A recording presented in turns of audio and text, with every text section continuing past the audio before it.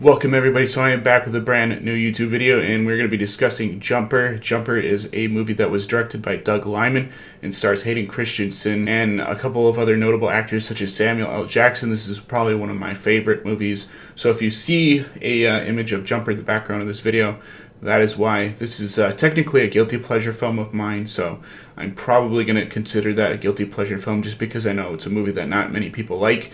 But it's a movie that I can kind of come back to every once in a while and sit down and watch and kind of, relive that experience. I was a huge fan of the book, so having the book and knowing that the book is a little bit better than the movie doesn't really detract my opinions from the film. There's that old saying that goes, a movie is never as good as the book, and that's entirely true with this case. What Doug Liman did with this and making this more of a kind of a family and sort of a love triangle type of thing definitely did help the story a little bit more than what the book could have done, because basically the book is a superhero movie where David Rice learns that at a young age he has superhero abilities and that his mother abandons him because of that, and it's his giant quest for him to kind of figure out what happened to his mother in this movie.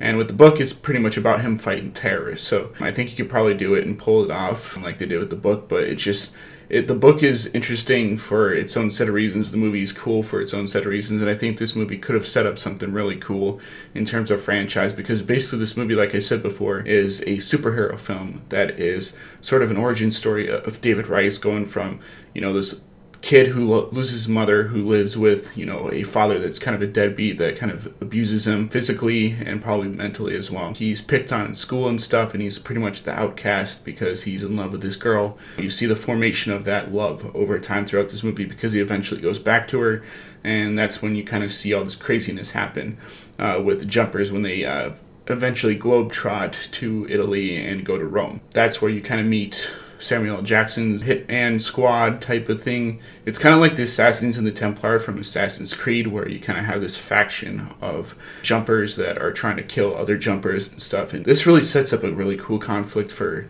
future movies of why they're wiping them out and what they're doing and what is their purpose for doing that, because the visual effects in this movie are fantastic. The visual effects for the teleportation sequences are great.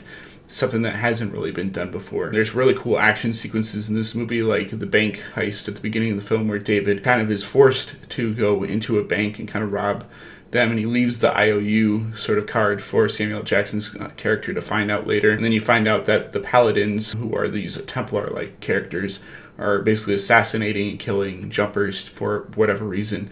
You don't really get to find that out. I'm sure they were trying to set it up for future movies, and that kind of leads Griffin and David to kind of discover what they are and to try and stop them at this sort of secret lair that Griffin has kind of built up over time to kind of hide out from the main bad guy in this movie, played by Samuel L. Jackson. Yeah, I really enjoyed this movie. I think that there's some really cool sequences where, you see David and Griffin fighting each other, and it goes from New York City to where they're falling down through the New York City skyline, such as the Empire State Building. Then they jump to like the cold of Antarctica, and then they go to a swimming pool. And I think that whole sort of scenario of them fighting was really neatly done. I like the scene where Griffin steals a car and he teleports out of the building where they're doing the car sales and stuff. That's where kind of Griffin kind of steals his own vehicle and stuff, and I think that was a pretty cool sequence as well. There's really cool stuff like that throughout this entire film, especially where Millie kind of finds out that David is a jumper and he's jumping into her apartment complex and stuff, and I think some of those visual effects are pretty sweet for that. The love story is a little bit mundane, it's kind of cliched a little bit in some points, but this is Doug Liman. He's really good at kind of creating these really cool ideas of pitting a love story in between sort of like an action movie or sort of like a superhero flick, and doing something cool and unique with that, because he's done that with Edge of Tomorrow, he's done that with Mr. and Mrs. Smith, and he's done that again with Jumper. Now this book takes a lot of this movie takes a lot of liberty from the book, but it does things differently. Like, another couple of cool scenes I like is when David's kind of eating Subway on top of the Sphinx in Egypt. I thought that was pretty sweet. I don't know if they actually did that or not. It looks kind of CG to me, but it looks realistic enough to where you can kind of buy it.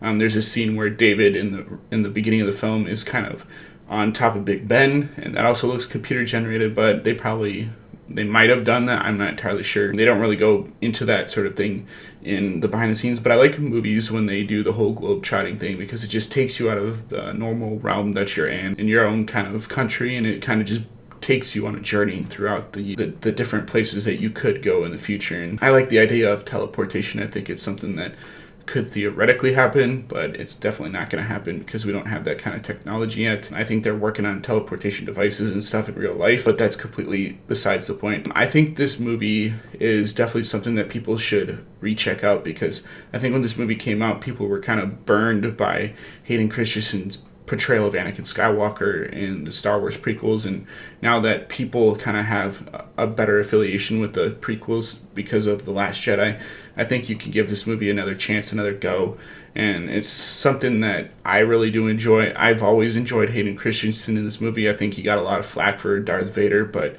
this is probably one of his best roles, and he can act occasionally. I've seen other things that he's done where he can do things where it's not, Star Wars-y, that it's not, what you're thinking of Hayden Christensen. Like, he really does have some acting chops and acting range, and I really wish he would come back and do some more acting roles, but with the way that he feels about Star Wars, I don't think that's going to happen. So yeah, that's my opinions about this movie. I know I've probably rambled a lot of this, and I'm going to have to chop a little bit of it down for you guys so I can, have this video for you guys to watch later. But I am now recording using Camtasia Studio Pro 2, and hopefully this sounds a little bit better in terms of audio quality wise when I'm recording, because the way I was recording before with Photo Booth, the audio sounded kind of choppy, and it wasn't recording through my Blue Yeti microphone, which is what I'm recording with now. So hopefully this sounds a little bit better for you guys. And as always, guys, rate, comment, subscribe. I'll see you in the next video. Peace out.